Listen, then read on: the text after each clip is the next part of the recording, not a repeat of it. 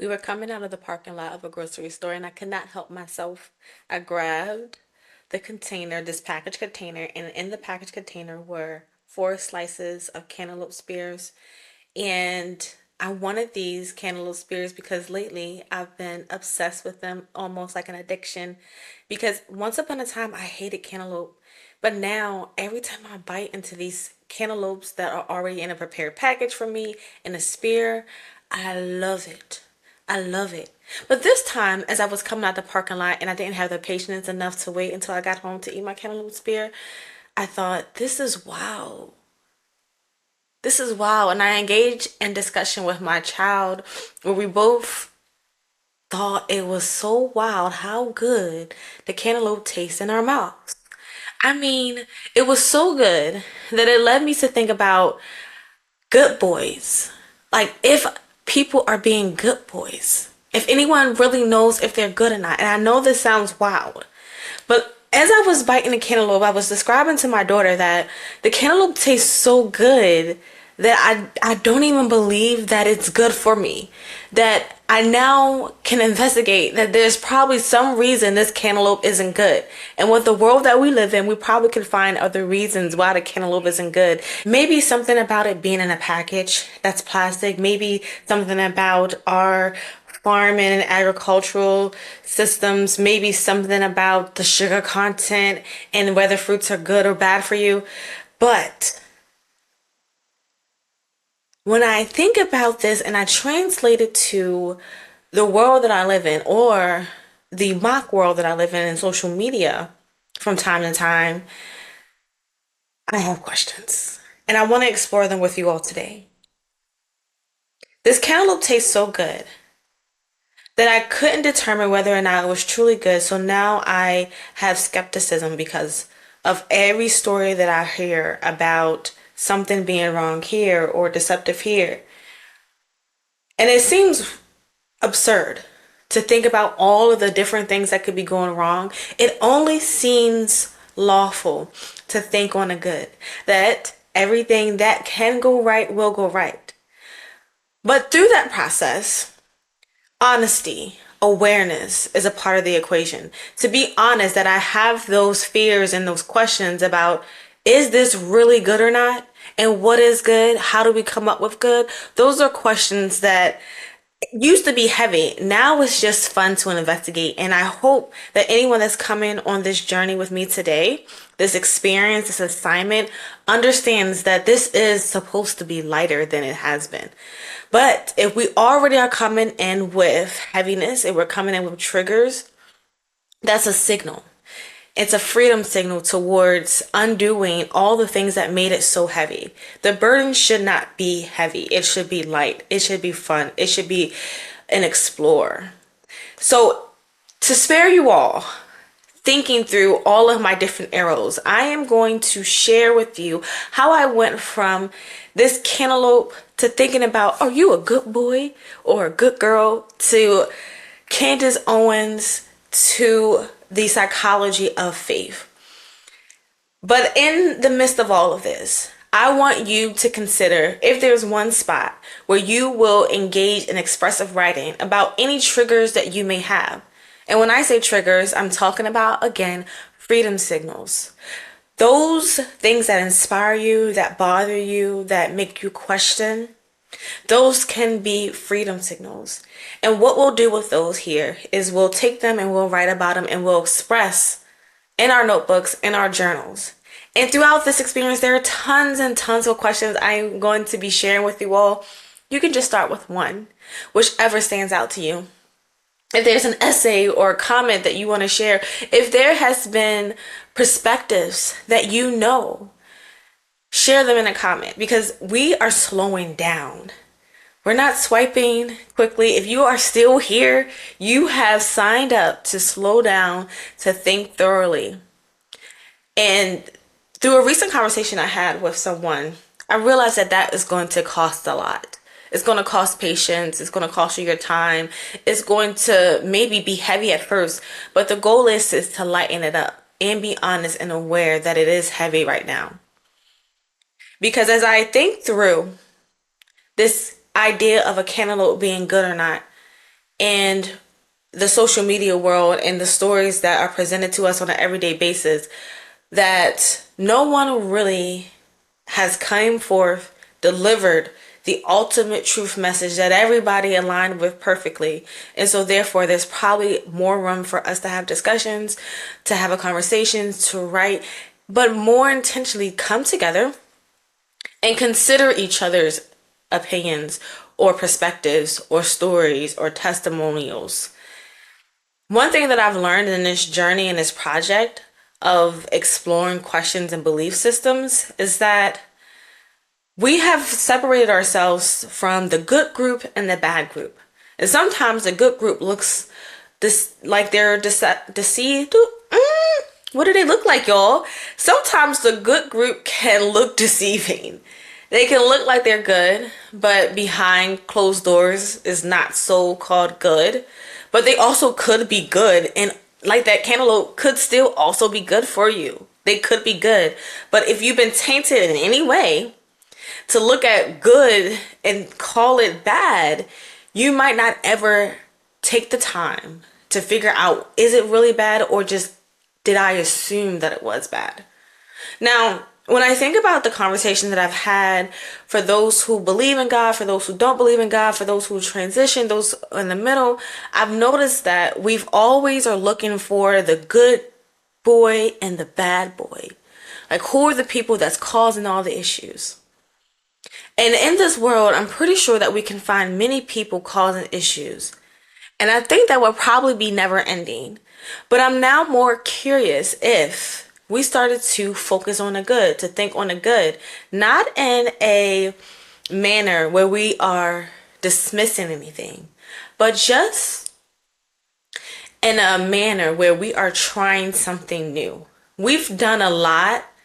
We've had a lot of space looking at what's wrong, telling everyone who is bad that they're bad, those who are stupid that they're stupid, those who are ignorant that they're ignorant.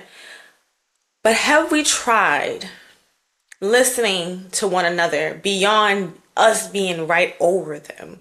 Have we tried listening to one another before condemning another person? And I think in this world that sounds wild. Like, for real, like, nobody had time for that. You know what? I don't know if I showed you my cantaloupe. The cantaloupe is so good. Anyway, when I went to the grocery store today, I could feel this woman. She's a manager at the grocery store. And I happen to want to get this coupon. I'm not a crazy coupon lady. However, I've never seen in the days of 2025 and 2026 a coupon that was $2.70 off at the grocery store. So I was excited. I'm getting somewhere. I'm almost there, y'all. And when I got to the grocery store and I saw that there is an opportunity for me to save $2.70 off of this product that usually costs $5, I'm like, oh my goodness. Oh my goodness. So I'm looking at the instructions, and the instructions are unclear. It's like you can do it this way, do it that way, but my usual process of getting coupons at the store is just to put my number in. And the instruction says something completely different. So because I did not know, I had asked the question. I said, hello, Mr. Guy. Well, I didn't say Mr. Guy. I said good boy. It's like, no, I didn't say good boy. I said, excuse me. Can you explain this to me? I'm not sure if I'm supposed to use my number or if I have to go to the kiosk, or how do I get this $2.70 off? And then he says, well, let me look. He looks and he's also confused by the instructions. So if he works there, I don't work there. He's confused by the instructions. Maybe he's new. So then he goes to the girl next to him, who we're all in this aisle, and she looks and she's like, well, you can go to the kiosk, you can print it out. And then I saw this mobile part. I was like, so does that mean I don't need to put it in my app? That won't work. She's like, either way. So I get to the register, y'all. I get all the way to the register. And at the register, I'm dealing with an entire different person who probably doesn't even want to be there. They're like tired of working. They like, I want to be free. They're giving me that energy. Like, I don't know. I'm looking at the screen. The screen clearly doesn't show me if I got the $2.70 off. It looks like I need to apply another coupon. So I go to the kiosk because there's nobody behind me. I'm not holding the world back with my desire to get $2.70 off of my 5.98 product. So then when I'm going to the kiosk, it takes a few seconds for it to print. There's a manager over at the register, and she has to look up like, what is going on? Like, right? So I was just trying to be a good girl. I was just like, I'm so sorry. I just wanted my coupon. I just wanted my coupon because I need something to be saved, right? I need something. I need a little this life, these questions, they all cost a lot. Give me $2.70 off of this product at the grocery store.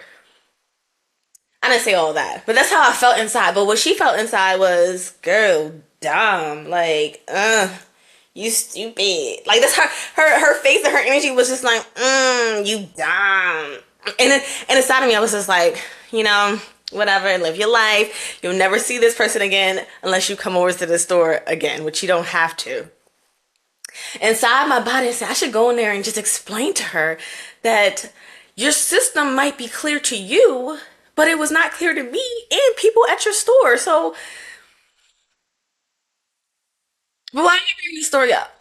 I'm bringing this story up because instructions on how to live this life, instructions on what is good, doesn't always come out clear. And some people assume that they have all the things inside of them to make things good. But how do we know what influenced that? How do we know exactly that you came out of the womb ready to be good? Did you not need instructions? Probably not. Do you need a Bible to tell you what is good? And if you are going to use a Bible to tell you what is good, should other people be able to see that fruit? So, when I go through all of these conversations and I land with the questions like, how do you know?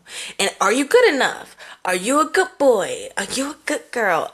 I used to go wild. My mind was just like, this is too much. This is heavy. Now I'm still there. Nothing has really changed. I still have a lot of questions, but now it's like fun. It's fun. Let me tell you why.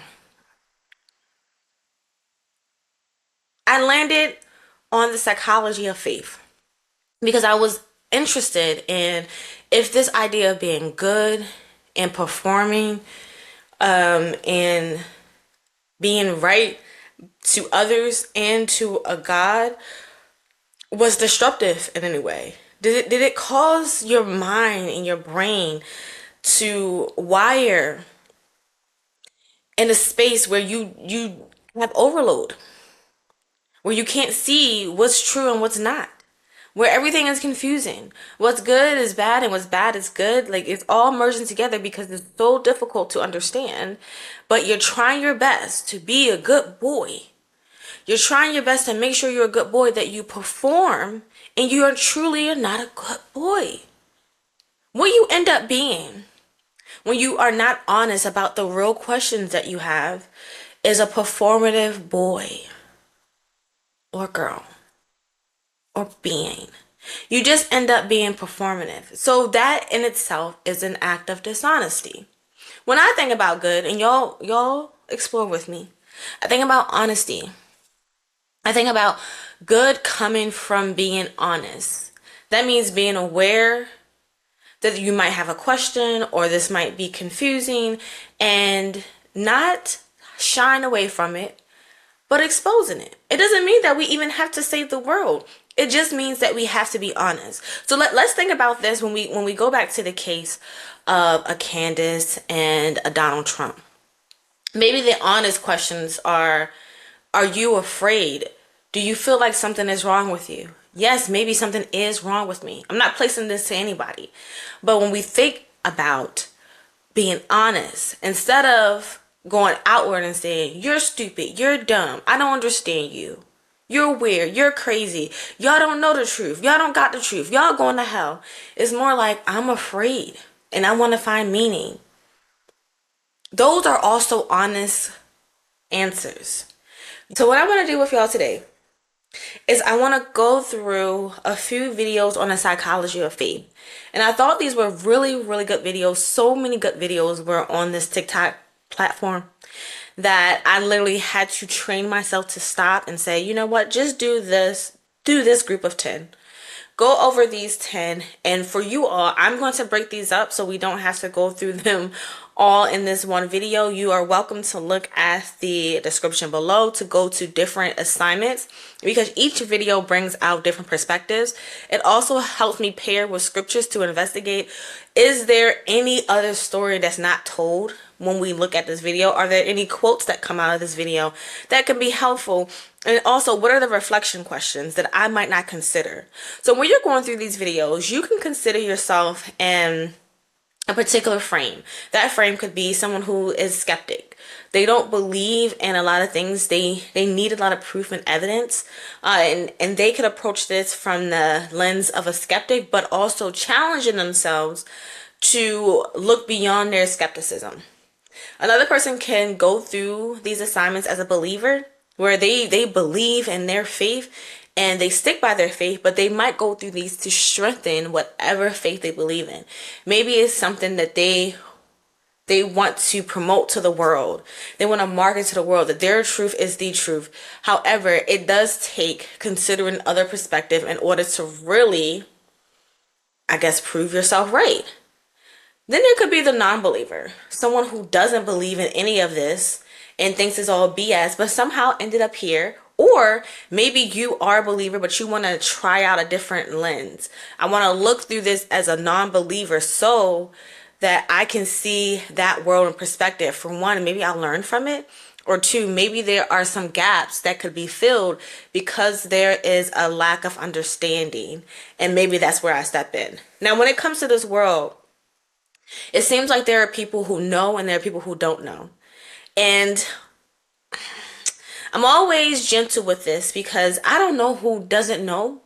I don't know who knows, but my theory is that all of us know a little bit of something. And if we were to come together more and engage in conversation and versus debates to decide has the better truth, we might actually move the needle a little bit. We might start to see some of that fruit that is not only good in appearance, but actually quality fruit that grows us. The last type of lens you could be, and this is one that I'm primarily making my content for, are those who consider themselves the experts. They are the experts either in their faith, in their books. Maybe they are a pastor. Maybe they are high in their spirituality, but they're experts in what they do. And my challenge for them is if your goal, and maybe it's not, if your goal is to free people, one of the ways that you can free people is by being a good listener.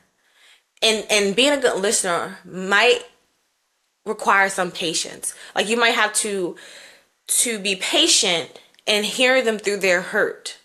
That's coming from a place that was misguided, mishandled, misused. You can also consider that everyone's experiences don't map yours or match yours. And so the more that you listen to their experience, it will offer you different insight to bring into your conversations. I was talking to someone, I'm always talking to somebody, but I was talking to another person in the United States of America, and the discussion was about church. And I said that ideally, if church was to work, it should be like a circle time. When I was in high school, we would read literature in AP literature class. You're surprised that I was in there, but I was creative. And we would get around a circle and we would all discuss the book. And there would be topics to discuss, but we also had the teacher guiding us through the book who read the book plenty of times and helped us navigate through the discussion. When I'm going into a organization like a church and they don't have outside studies, I think it's changed in some areas. Some people, I mean, I live in the state that I live in, so it could be different from state to state, from experience to experience, city to city. But it seems like the idea of going through Bible study and in a way where you're like actually reading the Bible and not just selected stories that feel good is lost. And you come to church every Sunday or Saturday and someone tells you what they have on their heart and their mind, and you make them feel good with your cheers or your roars, or they make you make or they make you make them feel good by telling you, oh, y'all aren't hearing me now, you know, or they telling, oh, y'all must not, I don't know if that's theatrical, it probably is, but somewhere in the performance there is a request to engage. I want you to stand up when I want you to stand up. I want you to put your hands to praise on my prompt. It's just on the prompt. I would imagine that if we're all going to come together, or and this is not just church, just all of us with all of our perspectives, and maybe in different groups, maybe something that can come out of here, we all just start getting in groups where we're not just focus on the groups that look like us and share the same hobbies, but a group that challenges us because we're so diverse in our thought. So maybe finding those groups and creating those groups where there's diversity of thought could be something that actually is a helpful way of community. However, I can see why that can be difficult. If we hold on to our beliefs so hard and somebody challenges us and we're not firm in our beliefs, it can feel squishy. It can feel so squishy that it triggers us. Like, why are we so upset when someone's against or says something differently? Probably because of their tone, probably because they're disrespectful, probably because they're condemning you to hell, probably because they think you're a stupid idiot just because you decide to believe in something they don't understand. All of that seems like it's misplaced. What if we just decided to just listen to each other? And as someone who also gets triggered when someone says something I don't like or is annoyed by it, I'm like, that is a challenge. But what is the fruit of those type of challenges? If we got to the point where we were more honest with each other, we were better listeners, and we started to practice in that lane, would there be fruit from it?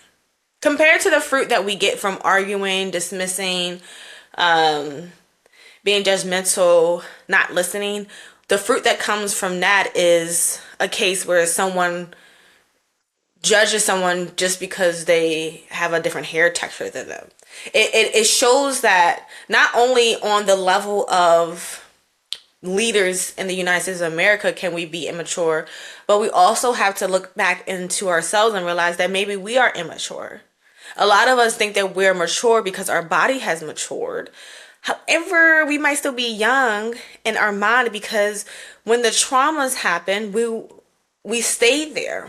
We stayed at that young age and we continued to develop from that hurt. Our bodies grew, our bodies matured, but the way that we think and process information is still in an infant level. And that's okay. But it might be worth our time to slow down and consider if that is the case. All right. Wow, that was a lot to say before I got to the videos. But hey, let's look at these videos talking about the psychology of faith. And we'll probably talk about some neuroscience in some of these videos and this just some mindset about beliefs. But again, take the video that you think is most interesting, the one that you are going to challenge yourself with, and practice expressive writing. If something triggers you, if something makes you question, if something even inspires you, because everything that triggers you can free you in a way that is helpful. It doesn't always have to hurt to go through these experiences. But if you are still here, I'm going along in this video, I think that you might like it here. So go ahead and click on the like button and perhaps subscribe. Although I'm not looking for subscribers, I'm just looking for people who are engaging and agreeing to write for themselves. So if you want to click on that like button because you're like, you know what, I'm going to try out this writing, that's what the like button is going to signal for me. That you decided I either like this video, it's interesting, it's a talking point, or I'm going to like this video because I'm going to start writing and expressing myself in an honest way. Let's take a look at video 1. Religion is for the weak. The way religion allows people to fully glaze over everything that is happening in the real world, you can't have a serious conversation with a religious person without something being attributed to demons, the devil, no matter whatever your religion refers to as those things. It's like you can't have a serious, clear-cut conversation without something being referenced back to that. Religion is just a way for a weak person to operate in the world, which is why so many people have adopted religions. It makes it easy when you have something that's literally telling you what to and what to not do. I don't need religion to tell me that I should be nice to my neighbor. I don't need religion to tell me that I shouldn't harm others. Specifically in the Black community, the ability to write everything off on demons is something that genuinely makes me despise religion as a whole. Everything ends up being attributed to demons. Oh, no, that's not the demons. Your son is just a child molester. Oh, it's not the demons. Your daughter's a thief and a drug addict. It's not the demons. It's not the demons. I hate to break it to you. I know it's going to shatter and break your little world, but no, it's not the demons. Religion makes it so that you can't even have a conversation and talk about what you're going through with somebody without them saying, well, let me pull out a scripture. Let me...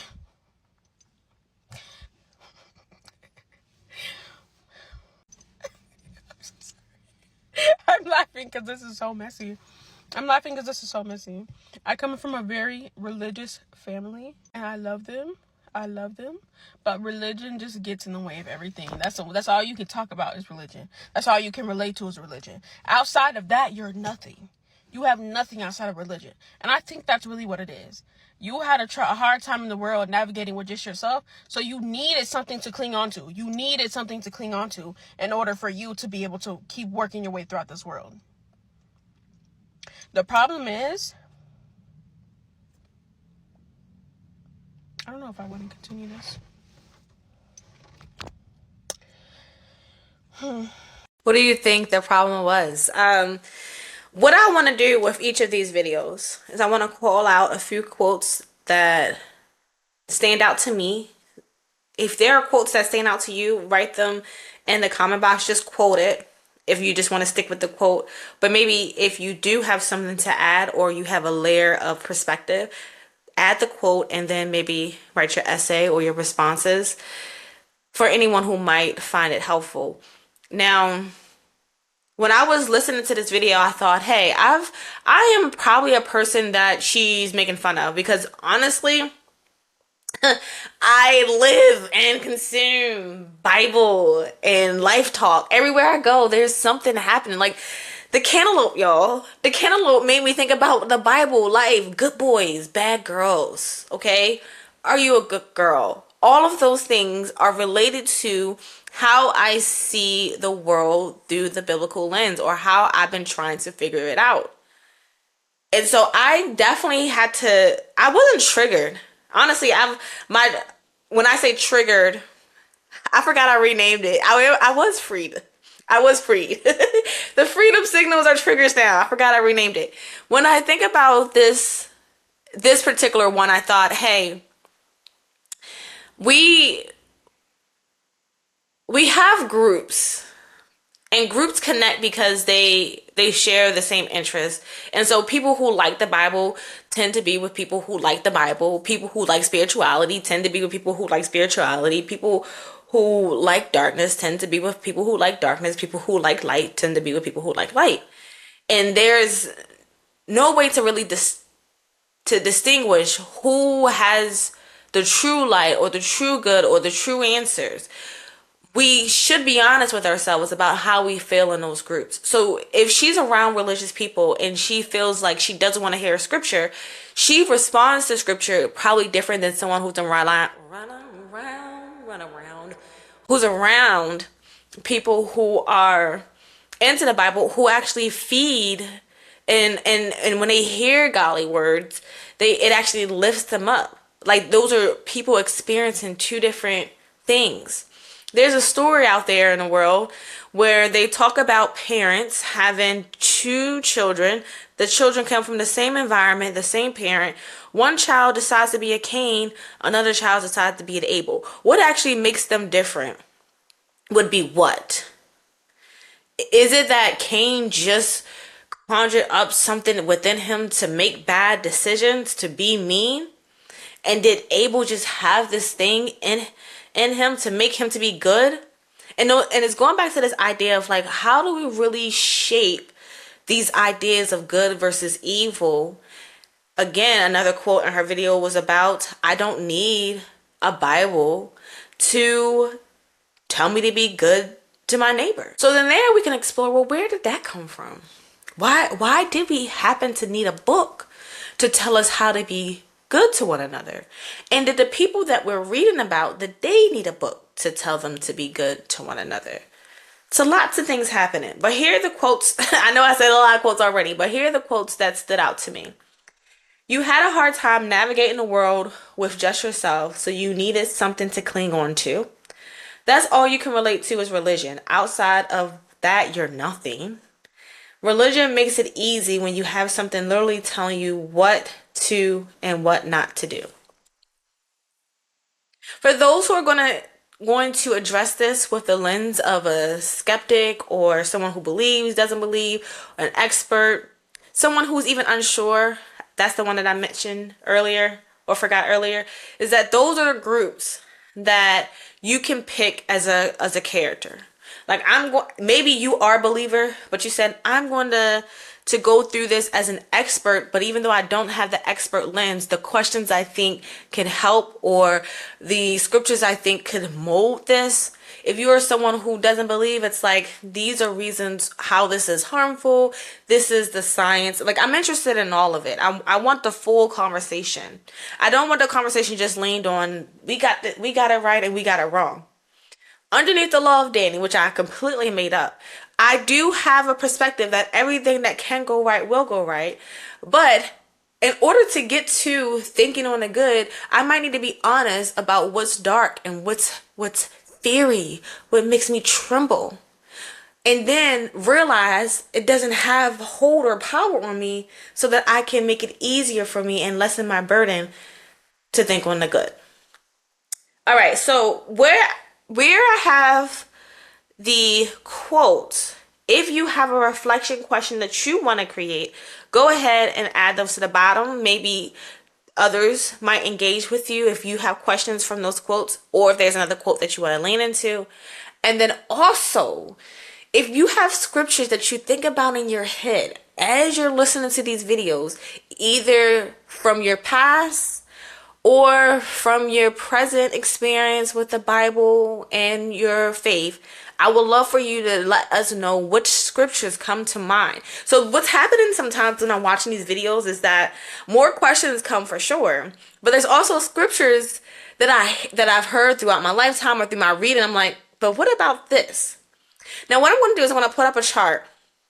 I'll put up this chart that has all of the not even all of them. We're just going to start with a list of 10 of the questions that people are challenged with when it comes to why do you believe in the Bible? Why would you believe in a God that allows this and this? And then I also want to put on the left-hand side all of the different other stories and wisdom and perspectives that come from the Bible that are often ignored because this is so loud. Or it's ignored and not because this is loud, but because it's not truly practiced. So someone might put the label on themselves and they say, oh, I believe in God, I'm a Christian. And when it comes to the things that we saw in the media, the social media lately, with a Candace Owens and a Donald Trump, is they will make room to rally for the cult that they believe in. Here's the thing about rallying for the cult that you believe in. Just because you're assigned to a faith or a group or a team doesn't mean that you get rid of logical thinking, critical thinking. It doesn't mean that you get rid of honest answers. When I was sitting in the midst of people in an extreme religious organization and the leader or one of the leaders came up to the podium and they said a complete lie, I looked around and I did not understand why everyone was just going with the flow. I was troubled inside. Now, when I think about this story, I don't think about it in a lens of, oh, I'm the good person and they're the bad. I'm just curious of like how often that happens to people and how they get numbed because no one else is saying anything about it. When I went down this trail of religious psychosis, the psychology of faith, the reason why I have become such an investigator of my own faith and belief systems is because I really believed in this extreme religious organization because I wanted meaning. So that was one of her first quotes is that you had a hard time navigating the world with yourself, so you needed something to cling into. I mean, are people that's out of a religion or not believing in God having success with navigating the world in all areas? I I would love to tap into those worlds, which is the investigation. Everything that can go right will go right. So if I can find evidence of people having things all well for them, I'm going to find it. I'm going to find it.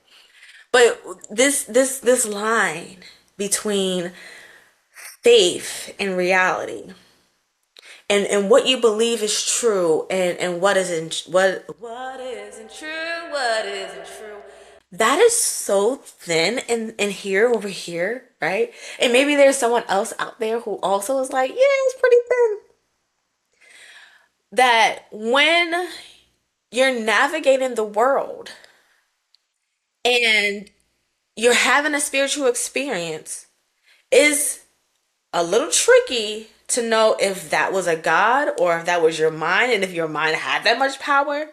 So let me bring this to a story. I was living inside of America and I was going to an extreme religious organization.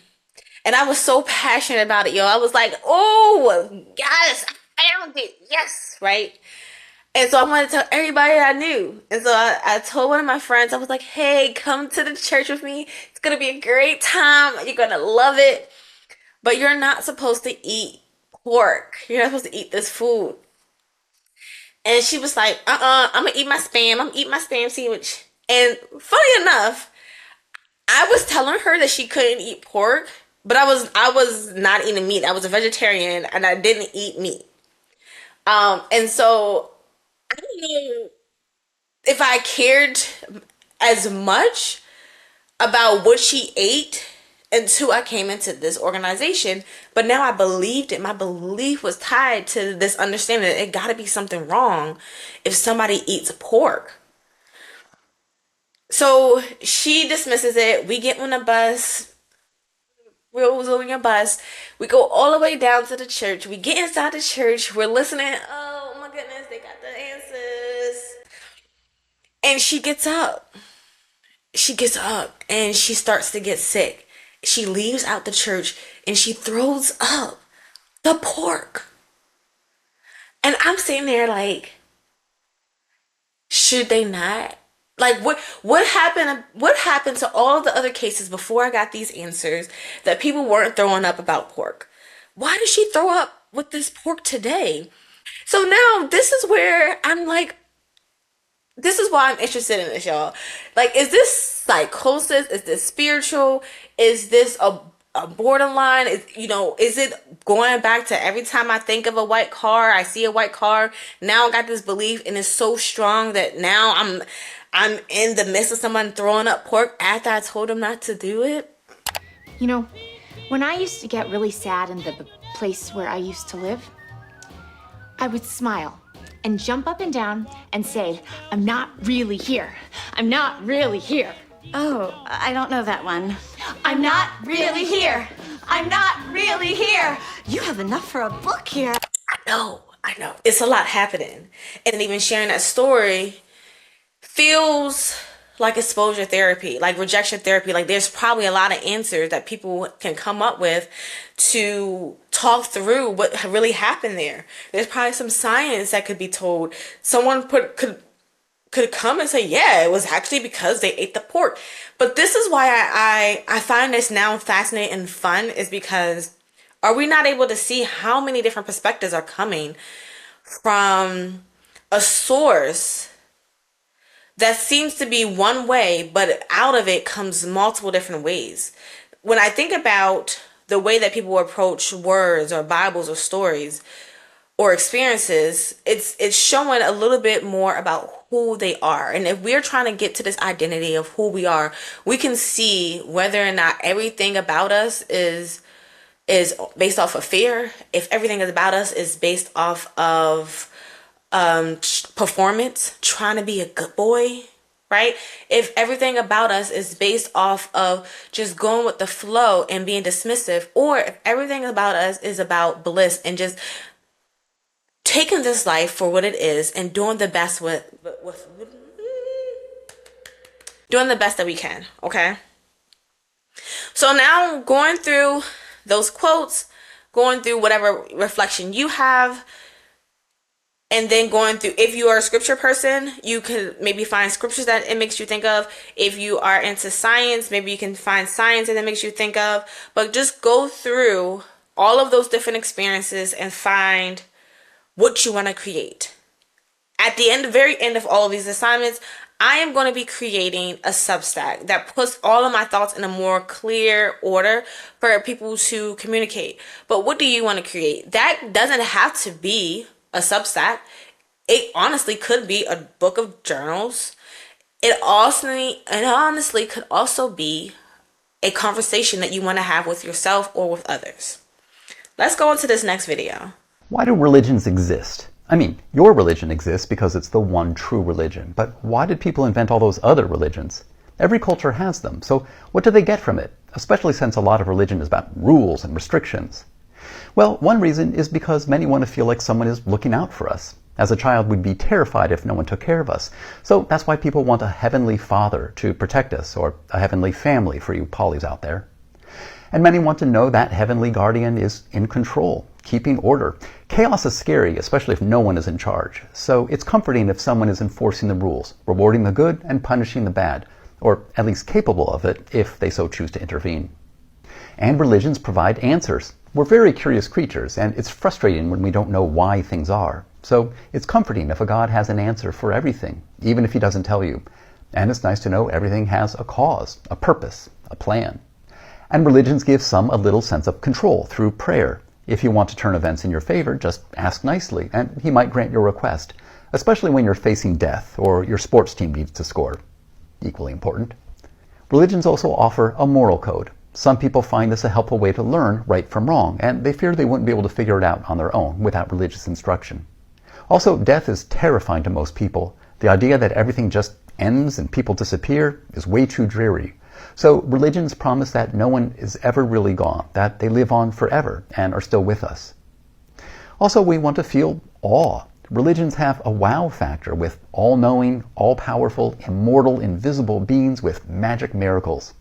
And religions give some a sense of divine companionship, so they're never alone. And they provide human companionship, a community of others with common values. And religions give people something to do with services, holidays, and rituals to keep them busy and entertained. Now, some critics point out other reasons are because people are forced or tricked to join a religion. And yeah, that does happen. But that's a different list. This list is about why people willingly seek religion. Of course, not all people have all 10 needs, and there are other ways to satisfy these needs without religion. So even atheists can find comfort and fulfillment. Overall, these 10 reasons are potentially positive benefits of religion.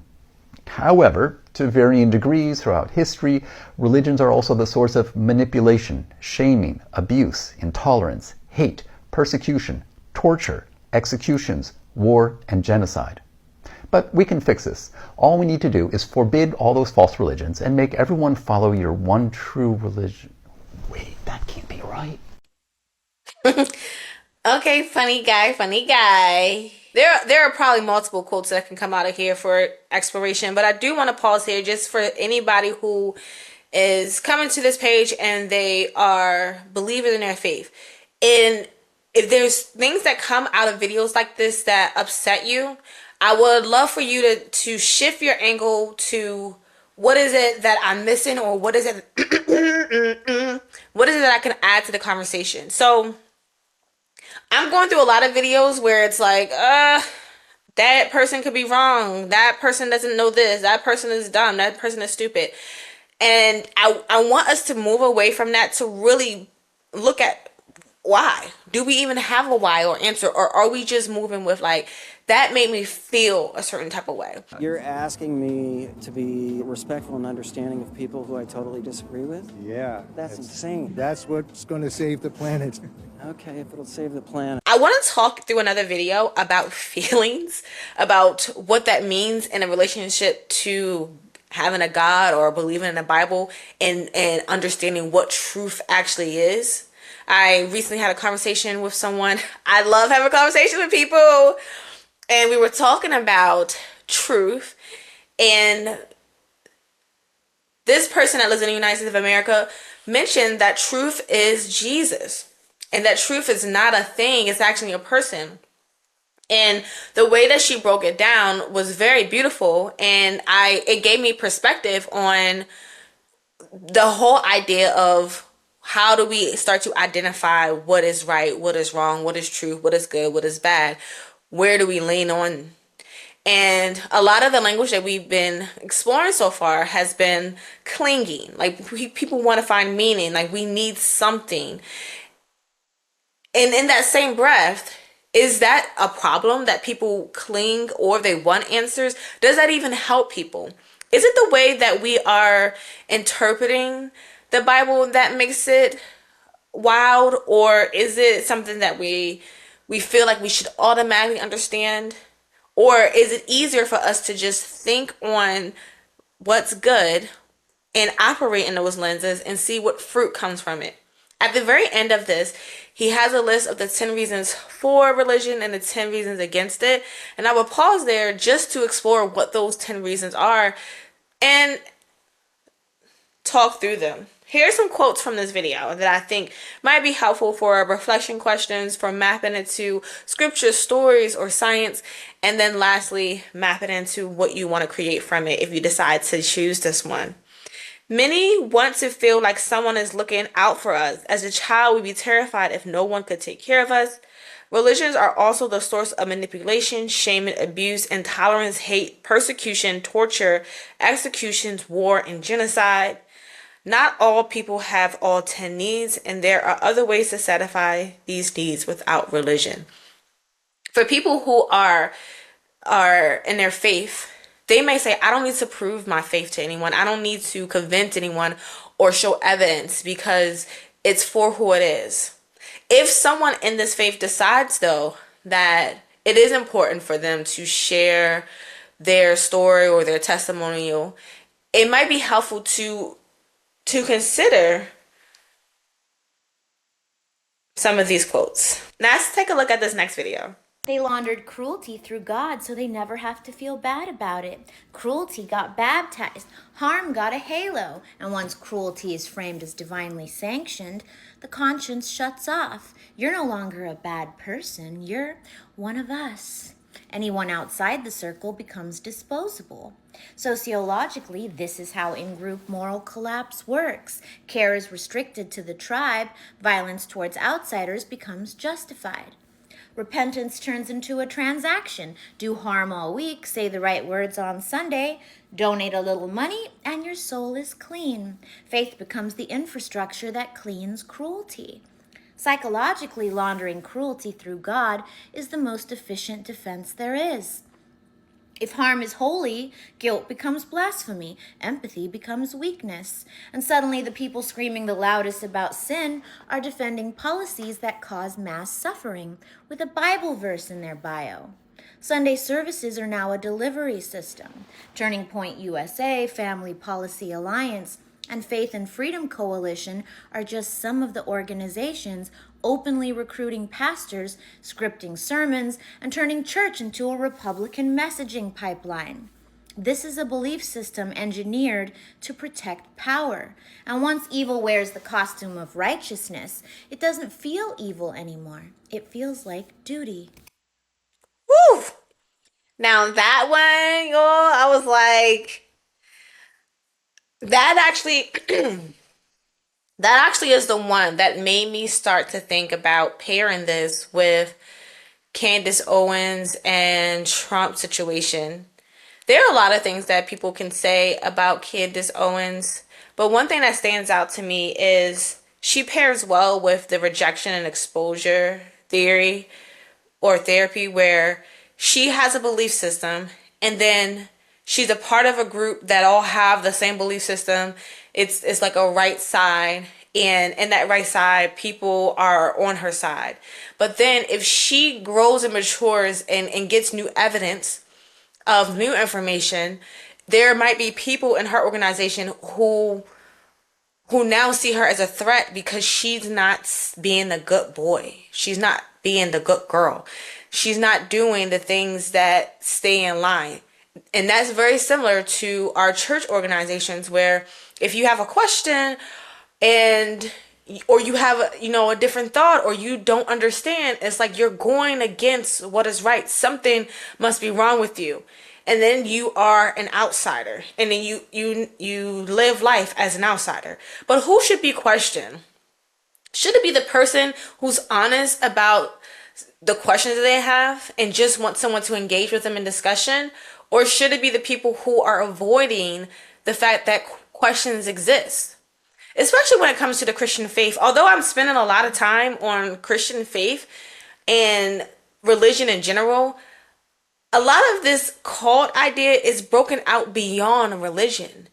It could also lean into the spirituality spaces. It can lean into an atheist group or a Satanist group or a sports group or a parent group. It really can lean into these other groups. And there's an expert that I had on the podcast Earth Experiences who talks about cults in a very sophisticated way. I want to share a clip from her because this is really in her domain. She talks a lot about the politics and how that all is called. The organizations are all in cults. So let's watch this and pair it before we go into some quotes and questions here. So the actual thing I think you should be skeptical of individuals or groups is anyone that thinks they're the only one doing something, that they're the only one that's had these thoughts, that they're the only one working on this problem, because that's not how thoughts work. That's not how humanity works, right? Like nobody's in a vacuum.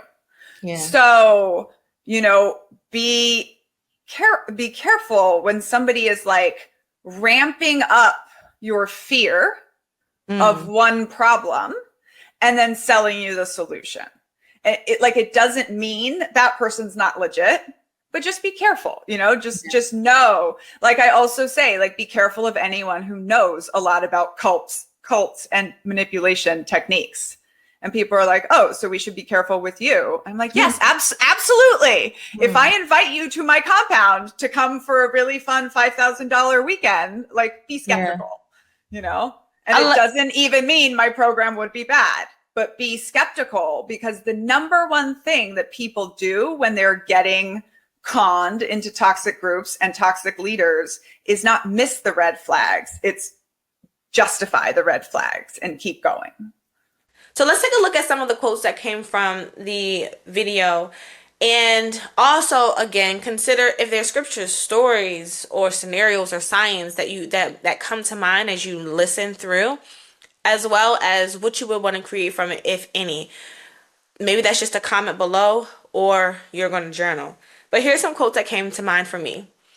One cruelty is framed as divinely sanctioned. The consciousness shuts off. You're no longer a bad person. You're one of us. Repentance turned into a transaction. Do harm all week. Say the right words on Sunday, and your soul is clean. Once evil wears the costume of righteousness, it doesn't feel evil anymore. It feels like duty. When it comes to these conversations that people are having in politics, and it seems like people are belittling other people, there are very easy scriptures that come up, and I'm probably not as invested in the cult as some of the people are. And when I say that they're invested in a cult, and I'm using that language, I was in a cult, and I understand that I was when I was in a cult and you come out of it, it's easy for you to identify the behaviors that are cult-like because you were in it. And then you come out and you now have a sound mind, and it's clear that there's a different world. There's a process where you're trying to navigate those differences. There's also an honest, I compare it to when you go get your teeth cleaned at the dentist and maybe you have some tartar or some buildup and now you're exposed. It's like you did have a cleaning. You went through that cleaning, but the exposure is like, I'm naked now. Like my teeth are naked. Like they had that tartar and that buildup for protection, and it seemed like it was protection, but it didn't belong on your teeth. So when it gets removed, you're like, what is all of this? Like this feels sensitive. This feels weird, but really it's your teeth adjusting to where it was supposed to be in the first place. But you can feel the difference. And using language like they are in a cult is very close to when a person is looking at someone in any religion and saying you're dumb and stupid. I can see that being very close, but there's my perspective on here, and then there is something to consider.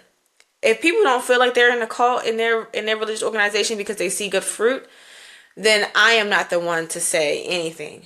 The ones that I believe are evidence of a cult is when there isn't good fruit. That everything that comes from your belief system requires harm and shame, and there's nothing good, and there's always some scary things that come out of it. That seems cult-like, but we can discuss it in the comments below. Let's take a look at this next video. People have been throwing the word cult around a lot lately. What exactly is a cult, and how can cults develop from political movements? Let's go. For this video, I'm using the work of Dr. John Jelilich, who is an international cult expert. First thing you need to understand, like most things in life, is that cults exist on a spectrum. Over here is high control, and over here is low control. I grew up Pentecostal in a pretty tight-knit religious community. We were on the spectrum of cult-like behavior, cult-like characteristics, without being considered a full-blown cult. So just because it doesn't look like a traditional cult does not mean that it doesn't have cult-like characteristics, okay? The first and most important characteristic of a cult is a charismatic leader. And followers of this leader have excessive and unquestioning devotion to this leader. The leader is the only source of truth. In fact, that's supposed to be a brain. They might be discouraged or even punished for questioning or doubting because that erodes confidence in the leader's ability to tell people what is true. They often practice mind-altering practices like meditations or chanting. These are little speech bubbles. Okay, so they're going to be using some sort of ritualized practice that they participate in. The leader dictates to these people how they should think, how they should feel, how they should act, almost to the point that they become extensions of his identity. This is a really important one. These members, in order to stay in this tight-knit community, they have to have a very strong us versus them mentality. This is universal in every cult community. Anytime you see this strongly, you're probably dealing with some form of cult. Because the leader's authority is seen as absolute, they are never to be held accountable by any external institution. So the law, journalists, other public figures trying to hold them accountable for their actions always backfires because it reinforces that the world is against them and all these outsiders are just trying to take us down and suppress the truth. In order to keep people inside the group, the leader will use mechanisms of emotional, psychological, and financial control. So they will use shame and guilt and punish people in order to keep them from going outside and seeing other perspectives.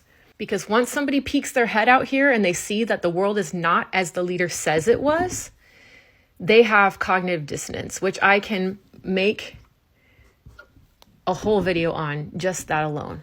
Most cults are preoccupied with recruiting, bringing in new members, so they can continue to exist and they can continue to grow and spread their version of truth.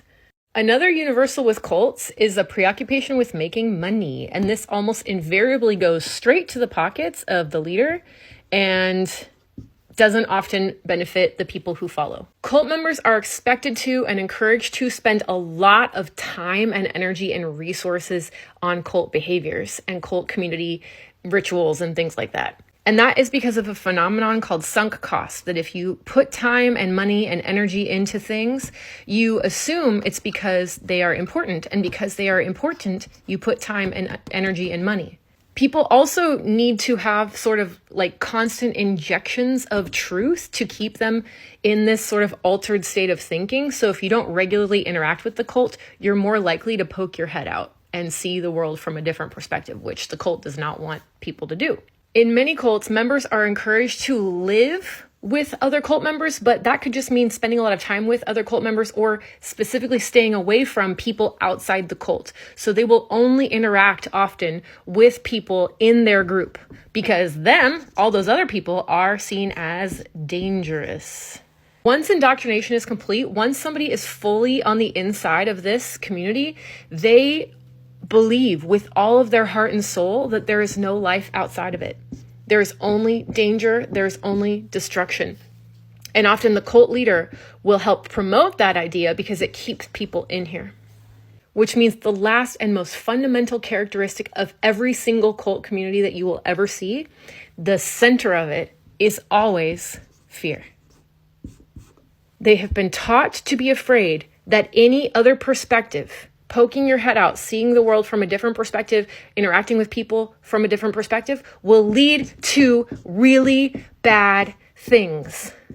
That's why most cults really focus in some way or another on trying to save the world from all of these bad things. And it doesn't matter if all of these bad things are real or just completely fabricated by the leader, because the point is not to change the world. The point is control. The point is keeping people in the in-group. So how can cults develop from political movements?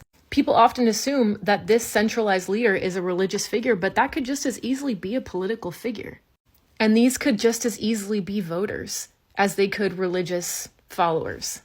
And truth could just as easily be a political truth, not just a religious truth. These same principles still apply. The whole structure still applies. I think political cults can be more dangerous because religious cults tend to stay within the realm of religion and they don't really get a lot of media attention. They tend to stay obscure, whereas political figures, they automatically get a national platform, news coverage, all kinds of stuff. They get all kinds of attention that religious cults might not get. If you think you or someone you love has been roped into a cult, I'm going to make another video about deprogramming from cults, so make sure to watch it. I grew up in a cult-like community, and I'm telling you that there's a lot of life and healing outside of it. Even though you've probably been taught to be extremely afraid, you don't need to be that scared. There's a lot of us who have recovered and deprogrammed and are very, very balanced and healthy now, finding different paths. There are a lot of resources out there to help people recover from cults in a healthy way. I would also offer you, to end this video, you or someone you love, if you leave that kind of community, you need to find a new healthy community to plug into. Don't just be by yourself, because that is when you are in a vulnerable place and you might fall into just another cult because that's what you're used to. But it's very important not to be isolated during this time. When I first started to work on this video, I was thinking, what's the point? Will there be any solution or conclusion that we can come to? Will you still engage with people who won't be able to think through, hey, I might be in a cult? Will people be able to identify that they're in cult-like thinking, even if they're not in religious cults, if they're in political cults, if they're in cults at their jobs? Will they be able to identify that, and will they be able to have all the tools and resources to do anything about it? And I'm thankful for videos like this because there are people who have not only survived coming out of a cult, but they have provided tools and resources and they see the healthy road ahead. And that's a lot of the engagement I've been having with those guests that have come on the Earth Experience podcast and have been tagged someone who has escaped or survived or left. a thought, mindset, or organization that was cult-like in nature. In one of these videos, but I've heard them before, you'll hear that the beginning of the word culture is cult. When we think about culture, we think about all the political culture, we think about culture based off of your where you grew up, or even like American culture. And so it's very easy to see that there are cults all over. And I imagine the idea is that people want to shift the cult like into community. And community can seem like it's just going to be another cult. But true community, if we started to describe this together, looks like what? Is it really because we all think the same, we are the same? Or is it embracing that there's going to be some diversity, but perhaps there's a list or tier of like what we just don't do to each other? And at the very least, just don't harm another person, whether that's physically or with your words. Try your best not to do that. And I think we're off to a good start. Those seem like very simple things. When I'm going through, as I'm going through this content, I'm thinking about all the different ways I see this illustrated in the Bible, but how I also see groups of people who say that they are faith-based in political spaces not adopt those principles. And I don't know if it's an easy thing or a hard thing. I imagine that it's something that we practice. We practice at trying our best to live as peacefully as we can amongst one another. But when we are like intentionally like using our tongue to sword someone down, or we are intentionally harming people, and then another person has a question about like, hey, you can't, like, okay, maybe you say weird things out of your mouth and you don't think clearly. But when it comes to you harming other people and also being in any leadership spaces, everybody needs to be aware. That's good. Being aware. And then making a decision from that awareness that's honest. That's what I'm leaning on. There's probably more ways I can develop, like, where do I land with good? But when good becomes, I'm only doing this because it looks right to my group and is not sincerely honest or true, I imagine that can go into different spaces. But let's just take the surface level. If someone is in an organization and they're like, hey, I know that I'm on the right side with you all, but this is bad. Like, bad is bad. People on the right side or whoever's in that group should be able to say, yes, that is bad. Looking at the left side of things, people should be able to say, yeah, we are in the same culture, we're in the same group. When something is bad, it's bad. That's how you know that people are being honest. You're being dishonest when you're just like, I'm just going to go with my group no matter what they're doing that's crazy. I'm just going to go with them.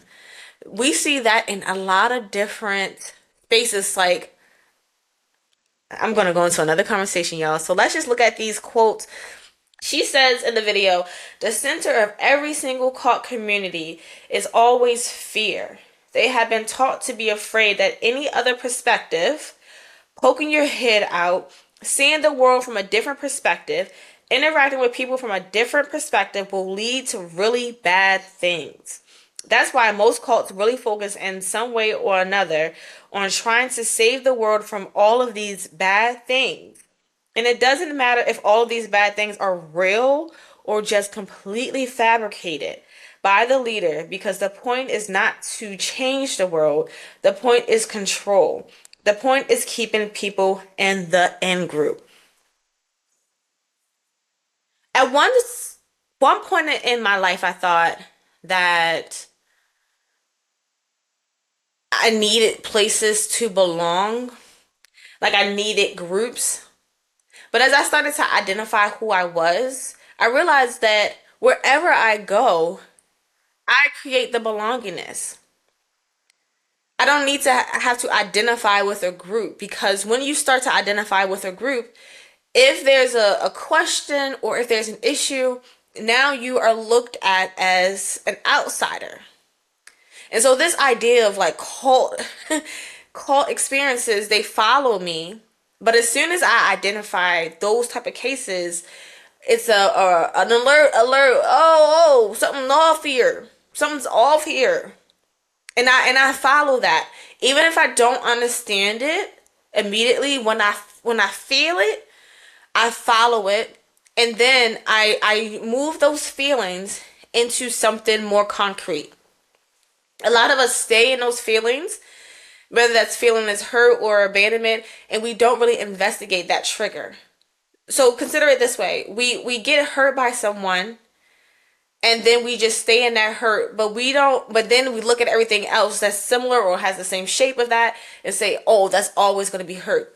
Rather looking at or going through questions to say, is it just that particular person? And now because of that, it's shifted my whole worldview? Or is it that I am open to understanding and seeing if good still exists, or another case or another perspective still exists, even if it's going to make me uncomfortable for a little while? Being able to trust yourself through those situations is going to be like that teeth story. If you were able to, if you're just clicking on one part of the video, you might not remember this part because this is a long video. But it's going back to that exposure with the tartar off your teeth. With anything that was supposed to be built as protection, we are trying to protect ourselves when we're in a world that's so called evil everywhere. And you got to put up your good swords, and everybody's battling evil and good, but everybody's perspective of evil and good is all over the place. Like when I look at the battles that's gone in within what America calls like the right side and the left, I feel like they happen on both sides. But because this is not my playpen to play in, I don't know the full stories or the full language. I'm just going off of very basic surface level news. And it's evident that people are seeing bad and what's evil from different frames. Like they're wearing, like when they wear their glasses, they see you as bad, and when you wear your glasses, they see you as bad. So then the answer becomes, well, if we're trying to get to truth, how do we identify which one of these are really bad? And then they say, if we don't know. People say that we have this inner thing in us. Who has the inner thing in us? Because there are people who don't know. What makes the people that do know different than the people who don't know? What are they intentionally not knowing how to get to good and how to understand what's bad and what's right and what's wrong? Why is it all disorganized? And again, when I said, should I do this video? I'm inviting you all into all of these questions because, for one, creating a space that hasn't existed yet just needs to start somewhere. And that might start a little messy. That might need some organization. That might need some experts coming in to shift through these conversations in a gentle way. But it also is this idea of like, we're all figuring it out. And if we're all figuring it out, there's not one expert that's really going to drill it down any further than you might have the power to do yourself, if we're all coming from the same source. If we like, there's so much. I believe in education. I believe in the processes and orders and systems that we come across. But at one point, people were just living. And they were finding ways to communicate to one another and to be in community with one another's, to be in community with one another, that didn't harm and that harmed. And all of these came from decisions that people decide to make. So whenever someone is deciding to look at the fruit of something in a way where it's like, I'm sharing this so that we all can look at and investigate and be aware of this, I feel like it's worth exploring. Let's take a look at this next video. Well, before we go into this next video, I'm going to put up some scriptures that paired or came into my mind and talk through them with you all. And this also helped create my Substack article and just some sub articles that come out of this because it's such a rich conversation. But as again, I am interested in what all you think. Let me know in the comments your essays, your thoughts, your perspectives, your stories, your situations, your science. The challenge for you all is present this information, but present it without calling anyone by name, but just sharing your evidence. I think that is the biggest challenge, or what I want to take away from any of these videos, is that can we have a discussion? And even challenge myself. Can I have a discussion or talk about something without having to point to who was wrong about it, but just taking the evidence and the facts and those things that need to be investigated as is, and just looking at it from this angle and then from this angle and then other angles, just in case I'm missing something or I could add value from my experience or perspective. And so if that sounds like somebody that you are, go ahead and click on the like button to say that you agree at this moment in time. Or if you're into things like subscribing to people, go ahead and subscribe. Let's take a look at this next video.